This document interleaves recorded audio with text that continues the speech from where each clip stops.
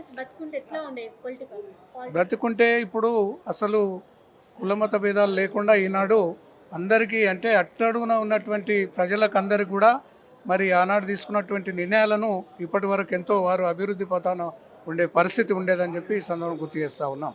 మరి ఇంకా అంతేకాకుండా వైఎస్ఆర్ గారు ఆనాడు మరి అందరికీ వ్యవసాయదారులకు అందరికీ రుణమాఫీ చేసి మరి ఈ దేశంలో ఎక్కడ లేని విధంగా తీసుకున్నటువంటి నిర్ణయం.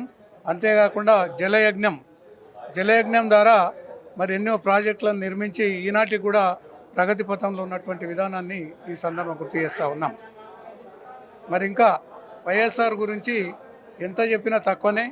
మరి వారున్నా ఈరోజు మన ముందు లేకున్నా కూడా వారు తీసుకున్నటువంటి నిర్ణయాలు ఈ యొక్క రాష్ట్రానికి, తెలంగాణ రాష్ట్రానికి, ఆంధ్రప్రదేశ్కు, యునైటెడ్ రాష్ట్రంలో ఎన్నో కార్యక్రమాలు మరి ఆనాడు రింగ్ రోడ్ కానీ మరి ఇంకా హైదరాబాద్ను సుందరీకరణ కానీ మరి ఇంకా రాష్ట్రంలో ప్రజలకు హౌసింగ్ నిర్మాణంలో కానీ చాలా చక్కగా వారు తీసుకున్నటువంటి నిర్ణయాలు ఇప్పటి వరకు కూడా ప్రగతి పథంలో ఉన్నాయని చెప్పడానికి ఏమాత్రం సందేహం లేదని చెప్పి ఈ సందర్భంగా తెలియజేస్తూ ఉన్నాం.